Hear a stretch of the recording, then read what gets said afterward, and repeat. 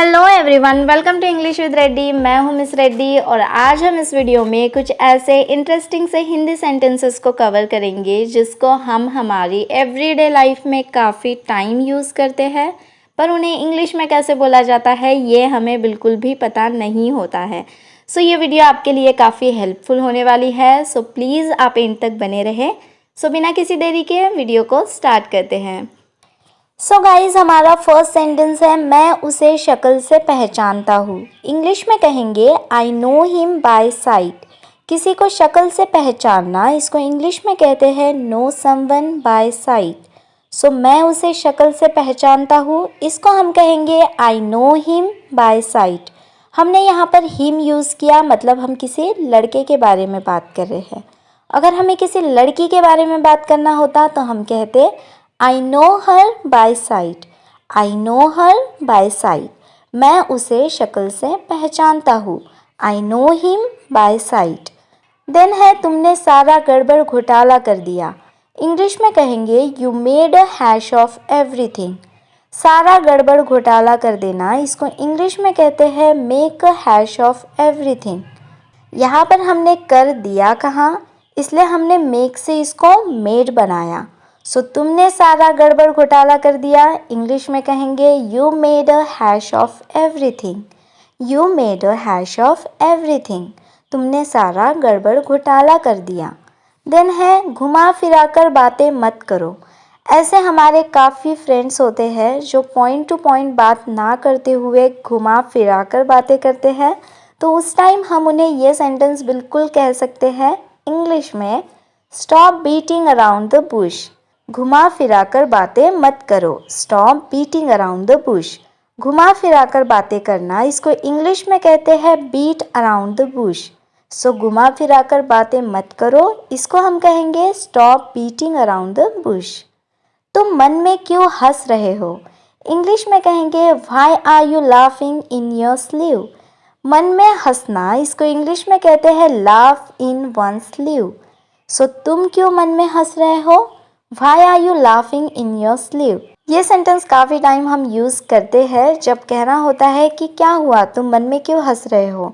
सो English में हम कहेंगे Why are you laughing in your sleeve? Why are you laughing in your sleeve? Then है जो बीत गया सो बीत गया।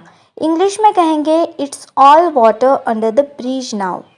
मतलब जो बातें हो गई हैं, जो बीत गया है सो बीत गया, अब उसे भूल जाओ। इंग्लिश में इसे कहते हैं it's all water under the bridge now. It's all water under the bridge now. जो बीत गया सो बीत गया। देन है तुम अब बात से मुकर नहीं सकते। You can't back out now. बात से मुकरना, इसको इंग्लिश में कहते हैं बैक आउट, मतलब बात से मुकर जाना। जो हमने पहले बात कही थी अब वो बात मानने से रेडी नहीं होना, मतलब मुकर जाना कि मैंने तो ऐसे कहा ही नहीं था। सो तुम अब बात से मुकर नहीं सकते, इसको इंग्लिश में कहते हैं you can't back out now. You can't back out now. तुम अब बात से मुकर नहीं सकते। गधे मुर्दे मत उखाड़ो। इंग्लिश में कहेंगे लेट स्लीपिंग डॉग्स लाई। गधे मुर्दे मत उखाड़ो। लेट स्लीपिंग डॉग्स लाई। गधे मुर्दे मत उखाड़ना, मतलब पहले की जो बातें हैं वो अभी फिर से लेकर आना। इंग्लिश में कहते हैं लेट स्लीपिंग डॉग्स लाई। लेट स्लीपिंग डॉग्स लाई। मेरे सब्र का इम्तिहान मत लो। इंग्लिश में कहते हैं डोंट ट्राई माई पेशेंस। सब्र का इम्तिहान लेना, इसको इंग्लिश में कहते हैं ट्राई पेशेंस या फिर टेस्ट पेशेंस। सो मेरे सब्र का इम्तिहान मत लो, इंग्लिश में कहेंगे डोंट ट्राई माई पेशेंस, या फिर आप कह सकते हैं डोंट टेस्ट माई पेशेंस। मेरे सब्र का इम्तिहान मत लो। देन है मेरी ज़िंदगी झंड हो गई है। जब हम काफ़ी परेशान हो जाते हैं तो ये सेंटेंस अपने आप मुंह से निकल आता है कि मेरी ज़िंदगी झंड हो गई है। इंग्लिश में इसको कहते हैं माई लाइफ इज़ रूइंड। मेरी ज़िंदगी झंड हो गई है। ज़िंदगी झंड हो गई, इसको इंग्लिश में कहते हैं लाइफ इज़ रूइंड। सो मेरी ज़िंदगी झंड हो गई है, इसको कहेंगे my life is ruined. My life is ruined.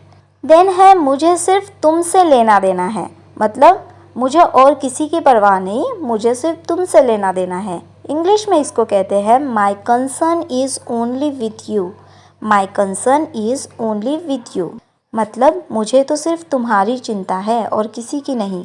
सो मुझे सिर्फ तुमसे लेना देना है, इसको इंग्लिश में कहेंगे my concern is only with you. My concern is only with you. Then है मैं कल बाल बाल बचा। I had a close shave yesterday. बाल बाल बचना इसको इंग्लिश में कहते हैं हैव अ क्लोज शेव। यहाँ पर हमने बचा कहा, पास्ट की बात की, इसलिए हैव से हैड बन गया। सो मैं कल बाल बाल बचा इंग्लिश में कहेंगे I had a close shave yesterday. I had a close shave yesterday. Then है मैं तुम्हें बर्दाश्त नहीं कर सकता। इंग्लिश में कहेंगे आई कांट स्टैंड यू। किसी को बर्दाश्त नहीं कर सकना इसको इंग्लिश में कहते हैं कांट स्टैंड समवन। सो मैं तुम्हें बर्दाश्त नहीं कर सकता, I can't stand you. Then है तुम मुझे गुस्से से क्यों घूर रहे हो। ये भी सेंटेंस हम काफ़ी बार यूज़ करते हैं कि क्या हुआ, गुस्से से क्यों घूर रहे हो। सो इंग्लिश में कहेंगे why are you looking dagger at me. किसी को गुस्से से घूरना इसको इंग्लिश में कहते हैं लुक डैगर एट समवन। सो तुम मुझे गुस्से से क्यों घूर रहे हो, इंग्लिश में कहेंगे why are you looking dagger at me. What's wrong, why are you looking dagger at me. देन है खुद पर आफत मत मोल लो। इंग्लिश में कहेंगे don't dig your own grave. Dig your own grave मतलब खुद के ही लिए कब्र खोद लेना, मतलब खुद पर आफत मोल लेना। सो खुद पर आफत मत मोल लो इसको इंग्लिश में कहेंगे don't dig your own grave. Don't dig your own grave मतलब खुद के ही लिए कब्र मत खोद लो। Don't dig your own grave, खुद पर आफत मत मोल लो। देन है ये तो आपका बड़प्पन है। ये सेंटेंस हम काफ़ी बार यूज़ करते हैं कि ये तो आपका बड़प्पन है। सो इंग्लिश में इसको कहते हैं it's highly modest of you. It's highly modest of you, ये तो आपका बड़प्पन है। It's highly modest of you. Then है मैं बस अपनी चिंता व्यक्त कर रहा हूँ। इंग्लिश में कहेंगे I am just voicing my concerns. I am just voicing my concerns मतलब मैं अपनी चिंता व्यक्त कर रहा हूँ, मैं और कुछ नहीं कर रहा, मैं बस अपनी चिंता व्यक्त कर रहा हूँ। इंग्लिश में कहेंगे I am just voicing my concerns. I am just voicing my concerns. So guys that's all for today. अगर आपने मेरी पहले वाली वीडियोस भी नहीं देखी है सो प्लीज़ आप उन्हें जाकर वॉच करें। एंड अगर आपने मेरे इस चैनल को सब्सक्राइब नहीं किया है सो फटाफट से सब्सक्राइब करें एंड साइड वाले बेल आइकन को भी प्रेस कर दें ताकि आपको मेरे वीडियोस की नोटिफिकेशंस मिलती रहे।